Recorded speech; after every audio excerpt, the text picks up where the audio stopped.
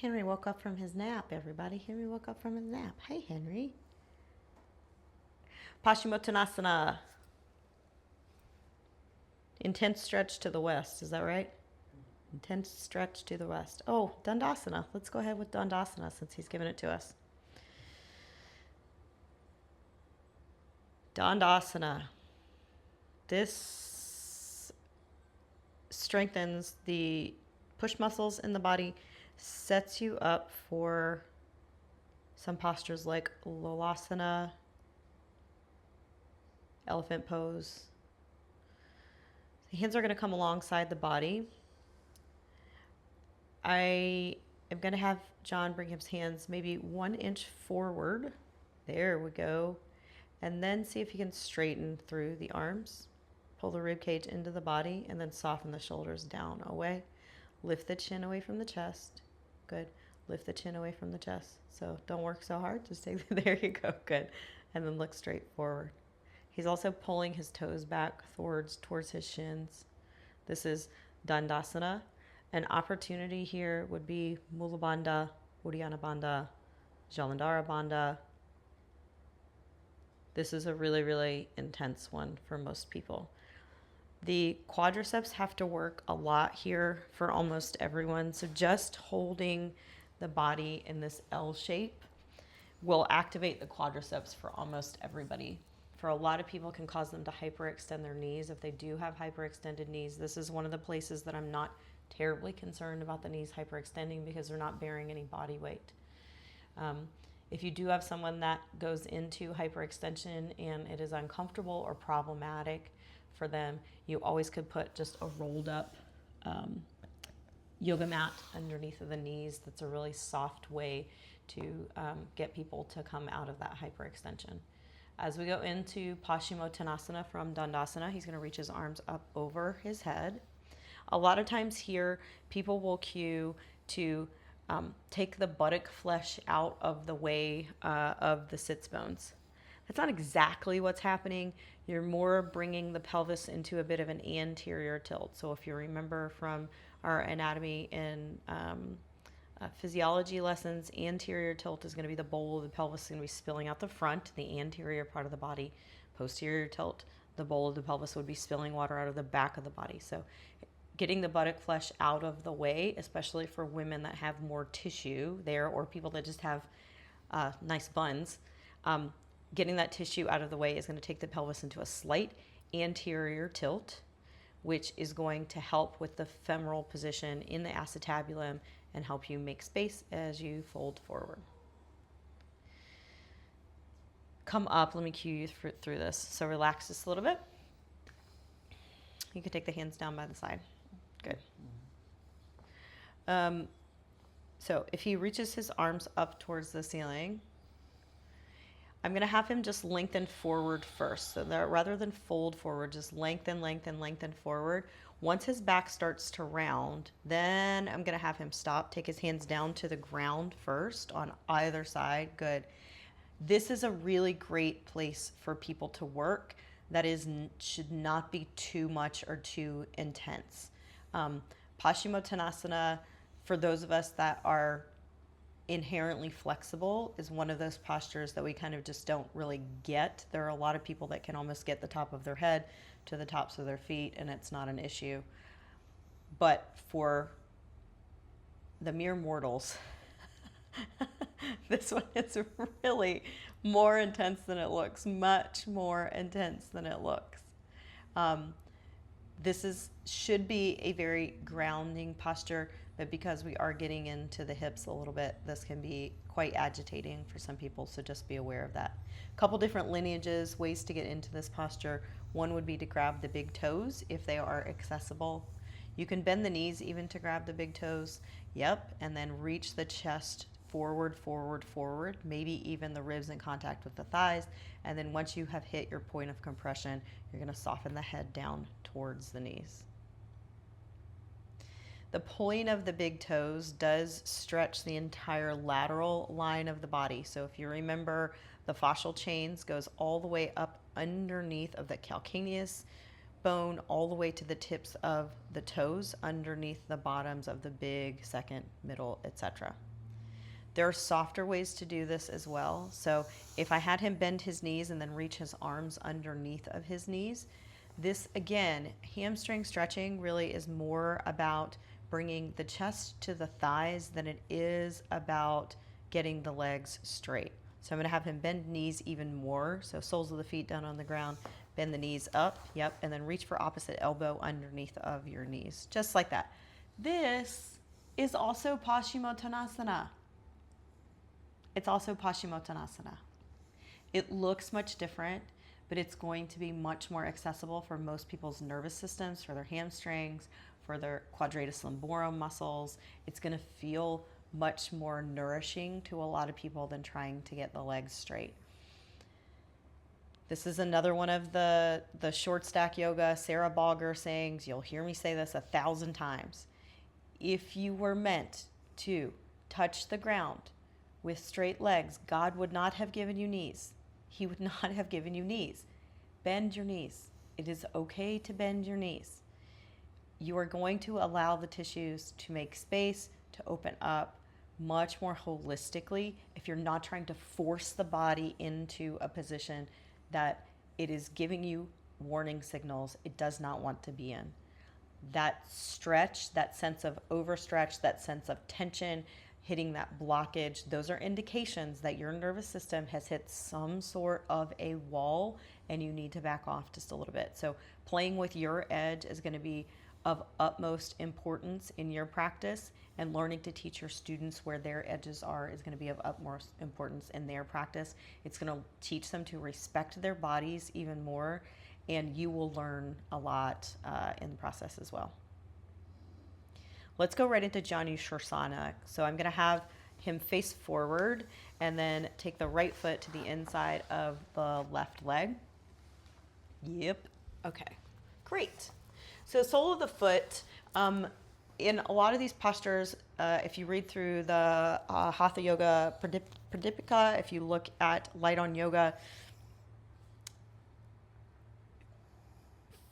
you could do this theoretically with the foot in the perineum, right? This is a lot on the toes. If you come up on the toes, tuck them underneath of the body and put the heel right near the anal sphincter, right? So it's right there in between the testicles and the anus for a man, in between the vagina and the anus for a woman, the perineum. That tiny little piece of flesh right there.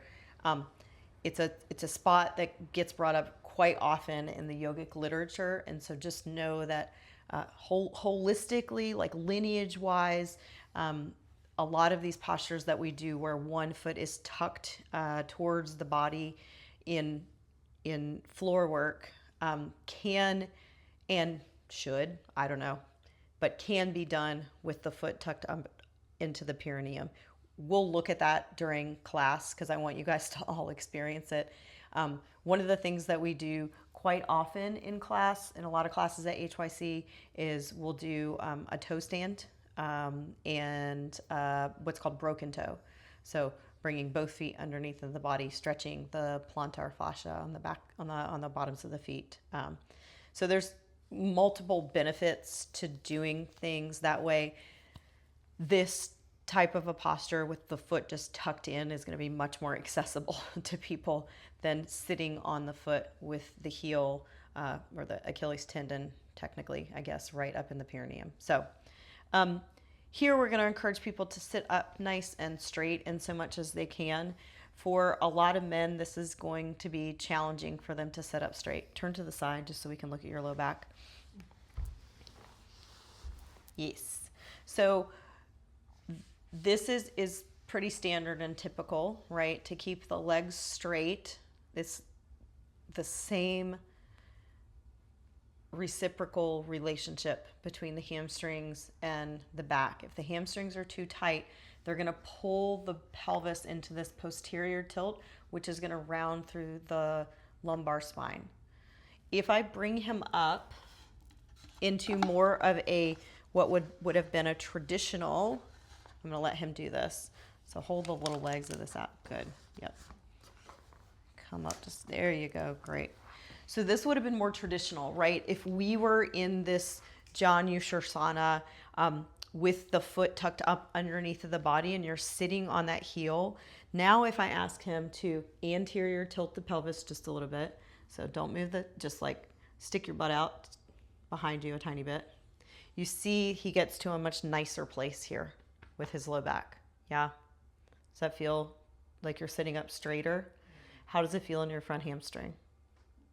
Feels fine. Yeah. So a block here as well is great. It's really, really great to use a block in Janu Sirsasana as well. Same thing as with Paschimottanasana. I'm going to encourage him to lengthen forward with his collarbone first, keeping the back nice and straight. And then if he would like, he can start to reach towards the leg. Once again, this is not all that critically important that the hands reach the toes. Not that critically important that the leg stays straight. And then once you hit your end range of motion, you can soften down into that posture. If you're practicing breath work in something like Janu Sirsasana, or you're working on maintaining your bandhas, you can do this posture very actively. You can do this posture very passively. There are a lot of different versions that you can use. For him, I like this. I like this underneath of the butt here. So this is just a little meditation bench that we have that's really delightful. And again, all it's doing is just taking the pelvis into that anterior pelvic tilt, which is helping him get deeper into the posture. It should feel really nice, as opposed to sometimes when you're sitting, trying to sit both sits bones down on the ground, it can feel pretty offensive to try and get your hands to your feet. Looks much easier to me that his hands come to his feet in this posture. I'm going to shift him forward so that we can look at the side bending posture from here.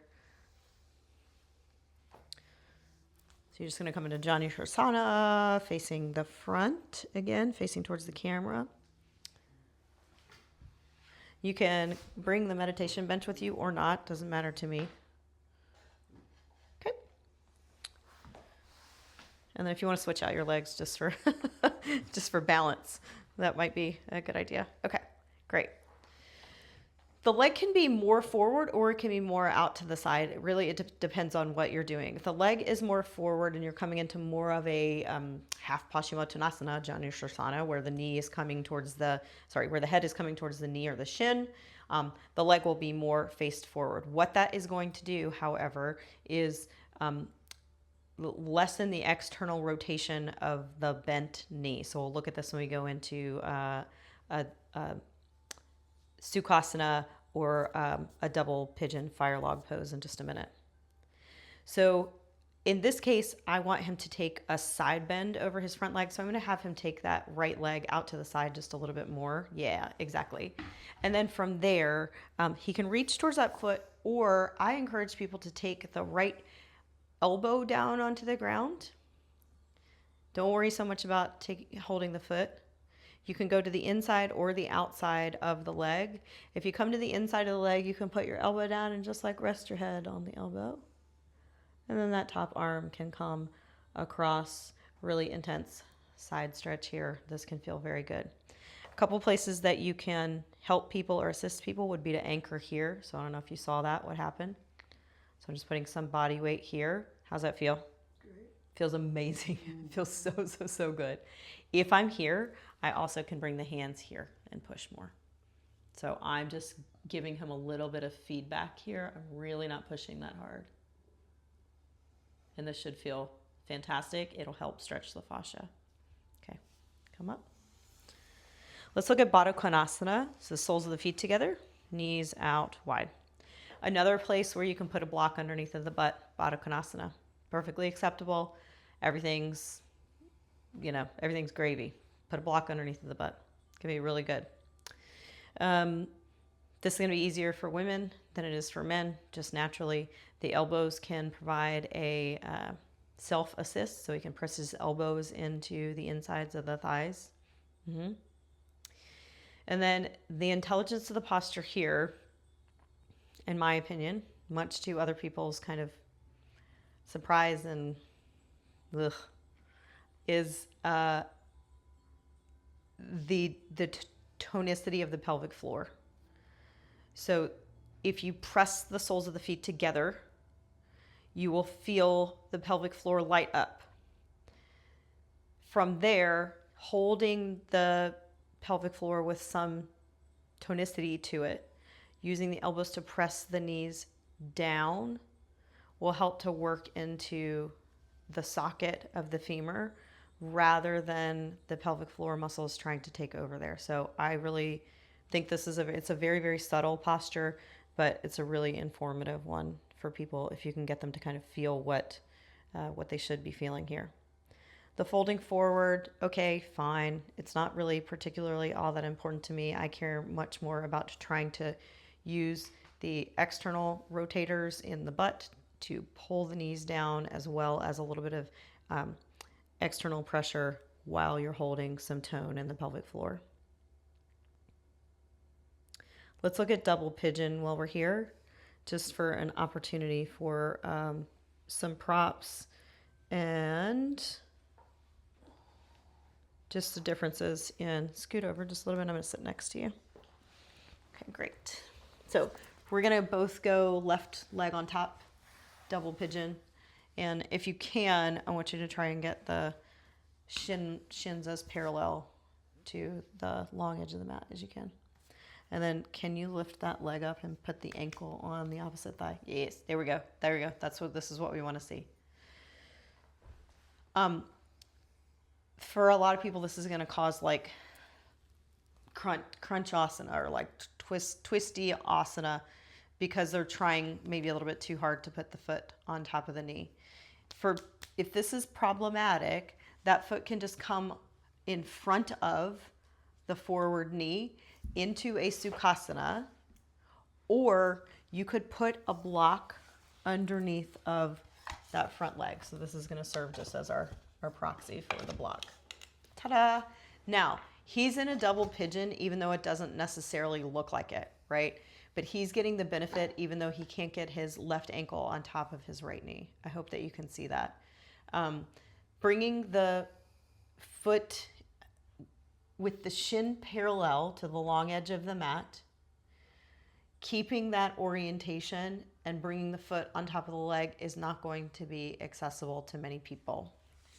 Additionally, the more out to the side the ankles go, the more intense the stretch is going to be in the outer thighs. So taking the feet farther away from the opposite knee is going to make this more accessible for people. That's why Sirsasana is oftentimes a much more comfortable resting posture for people than double pigeon. I think we're going to stop right there and pick up with 2 more postures.